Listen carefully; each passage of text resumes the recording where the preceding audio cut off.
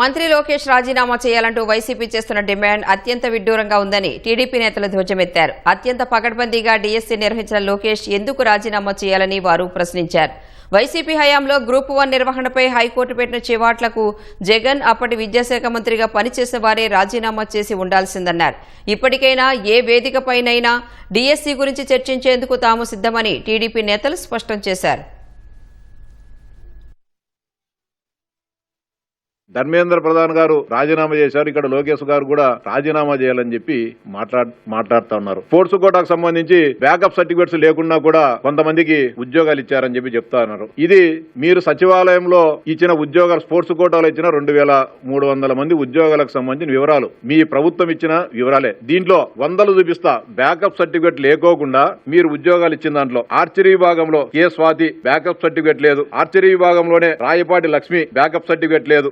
Athletics లో సోమశేఖర ఆయనకు లేవు. ఇలా చెప్పు. అదే విధంగా అథ్లెటిక్స్ లోనే ఆరవేటి ఆర్వి నాగేంద్ర కుమార్ ఆయనకు లేదు. ఎక్కడ టోర్నమెంట్స్ జరిగాయి, ఏ నెలలో జరిగాయి, ఏ తేదీన జరిగాయని చెప్పి స్పష్టంగా సర్టిఫికేట్ లో ఇవ్వడం జరుగుతుంది. మీరు ఇచ్చిన ఉద్యోగాలను ఒకసారి పరిశీలిస్తే ఎంత దుర్మార్గకరంగా ఉన్నాయి. సోమశేఖర్ అతను 2011-12లో ఏది అథ్లెటిక్స్ లో పాల్గొనడం జరిగింది. బ్యాకప్ సర్టిఫికేట్ లో కూడా 2011-12లోనే ఇచ్చారు. కానీ 2011 మీరే చెప్పారు, నేను సెలవు ఇచ్చారు. మెయిన్ సర్టిఫికేట్ బ్యాకప్ సర్టిఫికేట్ పెట్టేటప్పుడు దీనికంటే ముందు ఆడిండాలని. ఎక్కడ ఆడారు? 2011-12, ఇక్కడ 2011-12.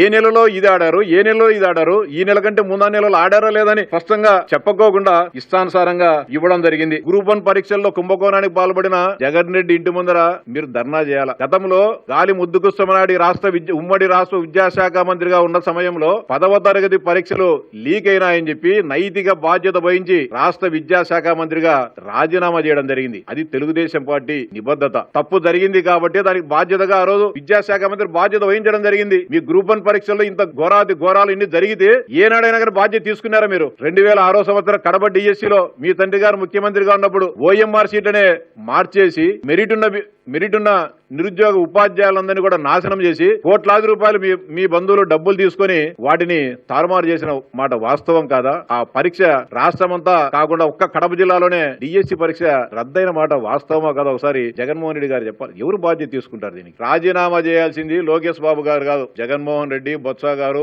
మీకు దమ్ము ధైర్యం ఉండుంటే నీట్ పరీక్ష గురించి ధర్మేంద్ర ప్రధాన్ రాజీనామా చెయ్యాలి అని చెప్పనేసని ఒక్క వార్త కూడా మీరు ఎందుకు రాయలేదనేది కూడా మేము ప్రశ్నిస్తా ఉన్నాం. జగన్మోహన్ రెడ్డి గారు, మీకు అంత దమ్ము ధైర్యం ఉంటే, మీ దగ్గర ఏదైనా సరే సమాచారం ఉంటే, జాతీయ వేదిక ఏదైనా సరే జగన్మోహన్ రెడ్డి గారు మీరు రండి, మా నారా లోకేష్ గారు వస్తారు, ఆయనతో డిబేట్ చేసి మీరు ప్రూవ్ చేయండి. నారా లోకేష్ గారు ఏది అడిగినా ప్రతి దానికి కూడా అర్థవంతమైన సమాధానాలు చెబుతూ ఈ రాష్ట్ర ప్రతిష్టని ముందుకు తీసుకెళ్తా ఉన్నారు. మీలాగా it's very lengthy question, I can't అని చెప్పి చెప్పట్లేదు. లేకపోతే నేషనల్ మీడియా వాళ్ళు క్వశ్చన్స్ అడగడం స్టార్ట్ చేయగానే మీటింగ్ ఈజ్ ఓవర్, లేకపోతే మీడియా సమావేశం ఈజ్ ఓవర్ అని చెప్పి వెళ్ళట్లేదు.